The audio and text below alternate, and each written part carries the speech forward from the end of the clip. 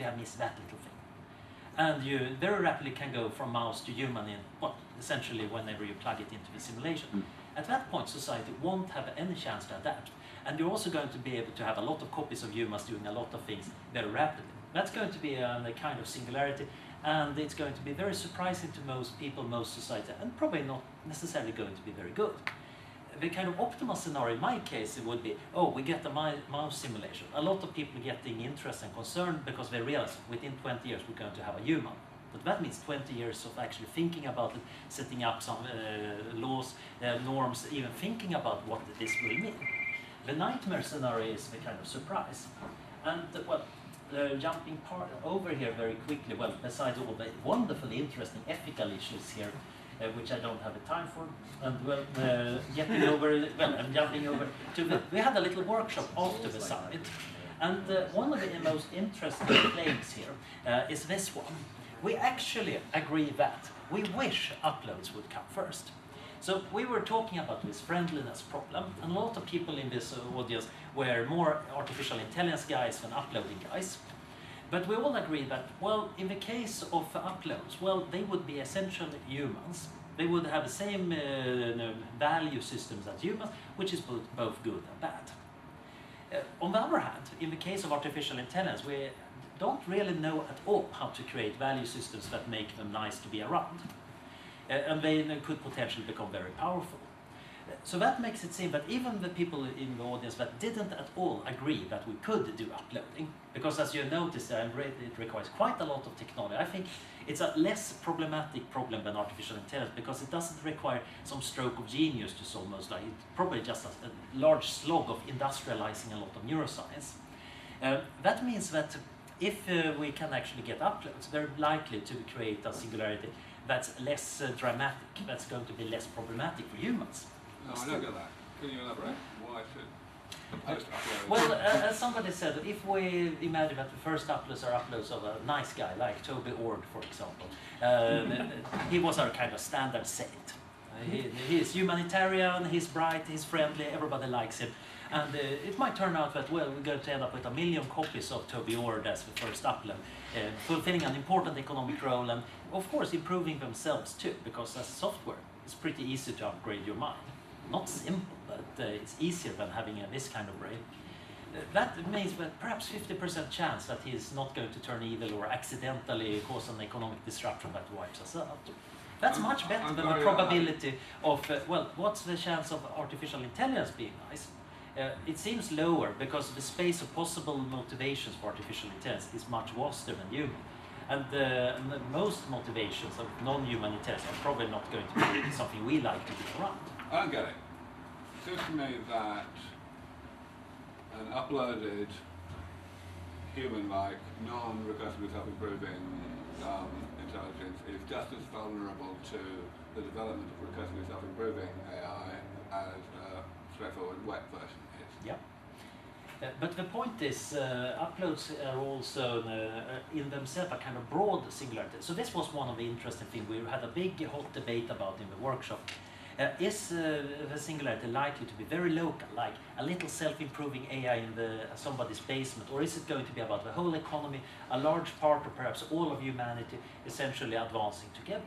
Which is the position Robin Hanson was taking. Robin was coming from a kind of traditional economy perspective. Notice that usually it's better when more people or more agents are involved, because that means there are more money and more complexity and more intelligence to do.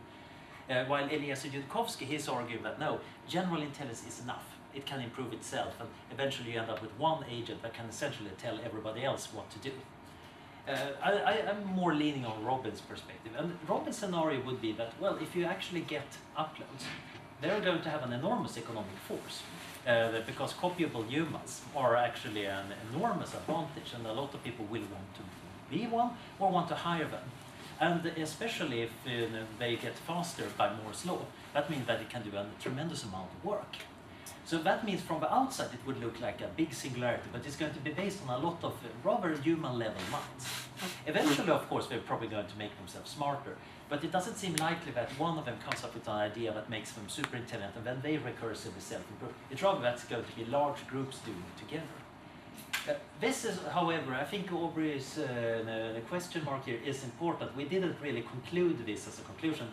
This, well, 3 people already in the group disagreed on this. One argued that no, human values don't matter. Whatever superintelligence want, that's what's important. 2 others felt that no, upload. You can't trust uploads. Humans are awful people. Just trust the machines instead. So we didn't even quite agree on this one. But it seems to be a very interesting problem, so that's actually something we're working on at FHI now. We kind of realize that, okay, if we're going to write a paper based on anything we said at this conference, we're going to try to untangle that. Similarly, we're also interested in the issue of when would you actually get uploads versus AGI, and it seems that, well, uploads, we can make a prediction. Definitely not now, but maybe after a certain date. You saw my earlier diagrams. In the case of super intelligent machines, we actually might be that we could do very soon. Very few people think so, but the probability is much more spread out. So we can't just say that, oh, we believe uploads are going to come first, because there is a decent probability that we get some form of AI that really matters.